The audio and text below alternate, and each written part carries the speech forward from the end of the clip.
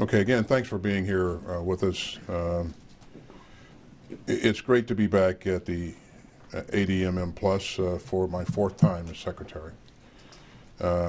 Being here is a priority and a sign of our strong support for ASEAN's central role in regional security. Tomorrow, we'll publish our vision of U.S. defense engagement with ASEAN. It's focused on practical cooperation and mutual respect. And that includes training the next generation of leaders and tackling emerging challenges and deepening maritime cooperation. I'm also pleased to announce the second ASEAN-U.S. maritime exercise for next year, which ASEAN member states approved earlier today. And I look forward to meeting with key allies and partners. Now, I regret that the PRC chose not to meet here. The PRC's decision is a setback for the whole region. As I've said consistently, the right time to meet is any time. Now, before I get to your questions, I have one more announcement. And later today, the White House will be announcing additional security assistance for Ukraine worth up to $275 million to meet critical battlefield needs, and that will include munitions for rocket systems and artillery, and anti-tank weapons. And with that, I'm glad to take your questions. Let's go. Brandy? Thank you so much for doing this. I hope you're okay with this question. Aero Chief Dr. Kozlowski testified on the Hill today about the open UAP cases. I was wondering if any briefings have reached you on that, and in your career, if you've seen UAP threaten national security, and the progress that the office has made under your leadership. Well, you know, I've quite frankly, I've not seen any UAP incidents that I would categorize as threatening non-security. There are things that happen, that have happened, and probably will continue to happen that are difficult to explain. And so when we encounter things like that, we will go and investigate those things because whether it's some really unexplained phenomena or it's just something that is explainable, we just have to get to the root cause. We've organized our effort to ensure that we can methodically identify and assess these incidents. And I want to thank Congress for continuing to support us with the resources that we need to be effective. But, yeah. That's awesome. And then one follow-up. I hope I get more chances to talk to you about your career and legacy, but in case I don't, I know you've told us before about how you've really pushed Israel to follow humanitarian law in Gaza and how that's been important to you. But we've all seen the imagery and videos, particularly of women coming out of there and displaying civilian harm. There was also a new report from the State Department that came out today of 500 cases, I think, of U.S. weapons being used against civilians. So I was wondering if you're concerned Israel's actions in that sense are going to reflect a stain on your legacy since it was under your leadership. Yeah, you know, I don't spend a lot of time worried about my legacy. But if there were legacy issues associated with this, I would point to the fact that we moved urgently to support Israel in its efforts to defend itself. Moved heaven and earth, and we were able to do that because of all the lessons we learned in providing prompt support to Ukraine. And we committed to them that we would be with them until, you know, from the very beginning until, you know, this thing transitioned. And so our ability to provide support, you know, our commitment, I think, is part of that legacy, but also the fact that I have consistently emphasized that you can be effective and achieve your objectives and also protect humans or civilians in the battle space as well. Now, I truly believe that, and that's why we enacted an initiative in DOD that focuses on providing protection to civilians in the battle space, and we've done a lot there. As a matter of fact, our guys, our staff, have really kind of created the gold standard for, focusing on civilian harm in the battle space and making sure that we're following the right procedures, we're learning from mistakes in the past, and that sort of stuff. So. Did you discuss China's decision not to meet with you this week with any of your counterparts today? And do you assess that this represents a broader breakdown in talks rather than just not here and not now? Again, you have to engage them to get their explanation for their decision to not meet. It's unfortunate. It affects the region because the region really wants to see us, two significant players in the region, two significant powers, talk to each other, and that reassures the entire region. Now, I don't think that it has any sort of implications for the future. I just think that it's something that they chose to do at this point in time, and only they can explain why they chose to not take advantage of a good opportunity. Mm-hmm. Mm-hmm. Admiral Paparopoulos yesterday said that U.S. stockpiles are concerning in air defense, given that the wars in Ukraine and Israel have lapsed some of the weapons that are needed also for the Indo-Pacific. I'm wondering if you saw those comments and if you agree with his assessment, since he said that to disagree would actually be dishonest in his opinion. I've not seen the Admiral's specific comments because I've been, as you know, engaged with a number of things throughout the day. What I will tell you is that our readiness, our ability to protect this country and our interests remains foremost in our mind. And so, as we have provided security assistance to both Ukraine and Israel, there's no question that that's taken some things out of the inventory. But I remind you that every time we do a presidential drawdown, we take things that we have in our stocks, provide them to the country in need, and there's been significant need, and then we replace those items with new items and better items. And those munitions and those weapons are built in the United States of America. That creates jobs. It puts us in a better position militarily, and so, but it takes a little time, and we recognize that. So we work with industry to expand capacity in our industrial base, and that's happening. In many cases, industry is rising to meet the demand, meet the challenge, and we're going to continue to do that. We're also going to continue to work with our allies and partners around the globe to do co-production, co-purchases, so that we can do more faster. But again, we've had to do some things to meet the need, but our readiness is always foremost in our mind. Thank you, Mr. Secretary. Attacks on shipping in the Red Sea. Does Iran's somewhat weaker position of late give the Department of Defense openings to do more, either direct attacks against Houthi air defense and other sites or in other spheres? Well, we have been conducting attacks on the Houthis' capabilities in an effort to defend ourselves throughout. And you've seen multiple attacks in some cases throughout the weeks. We'll continue to do that to take away as much capability from the Houthis as we can. But the Houthis have been fairly persistent. I think, whereas in days gone by they would have considered themselves to be subordinate to Iran, increasingly we see them looking at themselves as being, a partner and not so much subordinate. And they will make their own decisions about things. They have to be held accountable for this unlawful and dangerous activity, and they will be. Again, you'll see us increasingly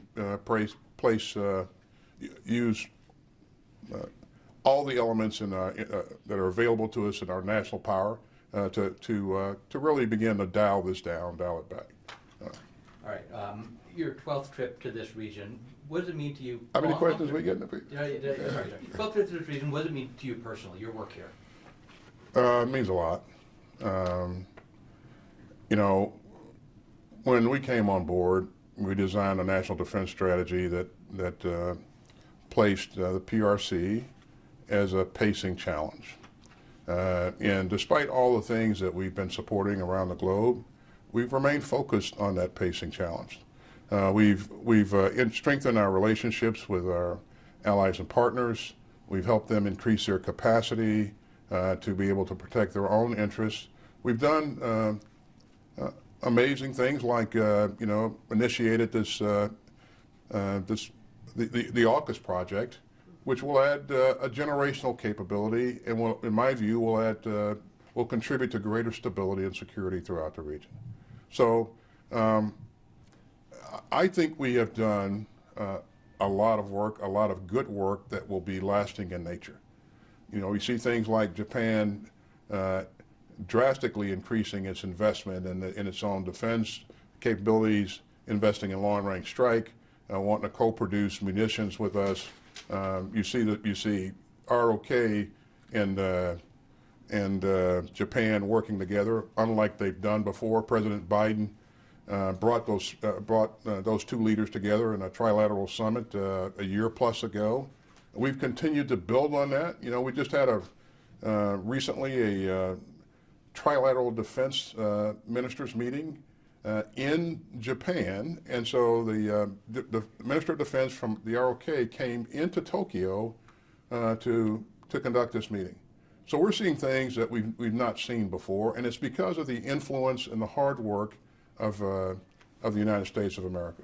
Now, to be frank, we have not come to this region ever on my watch just to come. We've always done something to increase our capability, our access, and that's been it's been great work, and I attribute that great work to the wonderful men and women who are part of this organization. You know, people like Eli Ratner, who is you know well, who's done amazing things, and every leader in this region knows him. You know, and a while back he had Lindsey Ford working with him as well. They just continue to do amazing things to set the stage to enable senior leaders to continue to move further down the path there. So I think we put some things in place that will be lasting, no matter what happens. So. We only have a few minutes left, folks. If you could please just limit your follow-ups. Haley? One topic, sir, I promise. Your proposed successor to run this department, Pete Hegseth, has spoken and written extensively about women in combat, how women should not be in combat, and in his opinion are a detriment to U.S. combat units. What is your response to that? And broadly, what is your message to women in the military who feel that their service is being questioned? Well, you know, I don't know the potential nominee, so I can't comment on and won't comment on anything that he said. I don't know what his experiences are, but I can tell you about my experiences with women in the military and women in combat, and they're pretty good. You know, and I told a story earlier today where, you know, when I was a one-star, I was a deputy commander of the 3rd Infantry Division, and you remember that 3rd Infantry Division was the major element that conducted the attack or the assault from Kuwait all the way up to Baghdad, and was very instrumental in taking the city of Baghdad. And I was the deputy commander for maneuver, so I was at the front edge of the battle. My goal was to be in a position where I could see and feel the fight, and so that meant that I had to be right there, you know, right behind the lead elements, and I was. In my headquarters, in my command post, were several very courageous and very proficient women who did amazing things to support our effort and support their colleagues. So in my 3 long tours to Iraq, and then one tour in Afghanistan, every place I went, there were women doing incredible things, and they were adding value to the overall effort, whether they were pilots, whether they were operational experts, or whether they were intel experts. You know, I see things differently, and I see that because of my experience, and that experience is extensive. And so I think our women add significant value to the United States military. And we should never change that. And if I had a message to answer your question to our women, I would tell them that we need you. We have faith in you. We are appreciative of your service, and you add value to the finest and most lethal fighting force on earth. Courtney? Other than that, I haven't thought much about it. Why is the U.S. providing anti-personnel landmines to Ukraine now, and is it part of the PDA today? Mm-hmm. Well, you have seen this fight evolve over time, and you know that every time the fight evolves in a certain way, then we will continue to work with our partners there, the Ukrainians, and focus on providing them what they need to be successful. What we've seen most recently is because the Russians have been so unsuccessful in the way that they have been fighting, they've kind of changed their tactics a bit, and they don't lead with their mechanized forces anymore. They lead with dismounted forces who are able to close and do things to kind of pave the way for mechanized forces. So that's what the Ukrainians are seeing right now, and they have a need for things that can help slow down that effort on the part of the Russians. They're fabricating their own anti-personnel landmines right now. The landmines that we would look to provide them would be landmines that are not persistent. We can control when they would self-activate, self-detonate, and that makes it far more safer eventually than the things that they are creating on their own. We've talked to them about how they would potentially employ these weapons and make sure that they're doing things responsible, recording where they're putting their mines, and make sure that they take advantage of the self-detonating qualities of these weapons. So we provided them anti-tank mines from the very beginning. And because of the way that the fight has evolved, this is just another stage here. But again, our focus is to help them, is to meet their needs, and they've asked for these, and so I think it's a good idea to provide them. They're in this current PDA then, or? I won't talk about what's in the PDA. We'll get you a readout of that soon. Okay. Last question, Joe. Thank you so much for doing this, sir. As you mentioned at the top, the latest round of assistance to Ukraine comes as you're across the world engaging with your counterparts in the Indo-Pacific, and as we're kind of seeing the fruits of your sustained engagement in the region. I wanted to ask, to what degree does the U.S. continued support for Ukraine impact our continued progress in building partnerships in this region? Well, I think the impact of the conflict in Ukraine has been fairly profound. What we learned early on is that Ukraine matters, and not just to Ukraine and not just to Europe. It matters to the world. We shouldn't have any situation where someone can wake up one day and attack its neighbor and change the borders and annex its neighbor's property. That just is not the world that any of us want to live in. And so what we saw early on is that countries around the globe thought it was this was wrong, and it's necessary to do things to curtail this kind of activity. And so, as you know, I stood up the Ukraine Defense Contact Group. This is 50 countries coming together from around the world to help provide security assistance to Ukraine. And so what the world has seen, you heard me say this a number of times before, is that the largest military in Europe invaded its neighbor who had a much smaller inventory, much less capability, and 1,000 days later, they've yet to be successful. This war has gone on for 1,000 days, and Putin has failed in every case to achieve any sort of strategic objective.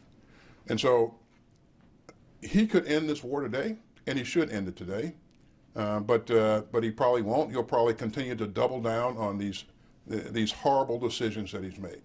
But I think the world has learned that it is possible for a smaller, less capable country to defend its sovereign territory if its people are committed and if it has some of the resources that it needs to do so. Some of the aggressors in the world have learned that this is not as easy as one would think, and there's a cost to be paid for this, and so, you know, I can guarantee you that autocrats around the world are looking at this and taking note, taking inventory. Thanks a lot, everybody. I appreciate you being here. We've got a couple more days here, and tomorrow I guess we'll be in the plenary session of the ASEAN defense ministers meeting. It should be a good day. And then we got one more leg in the trip, which I know everybody's looking forward to. So thanks a lot. Thank you so much, sir.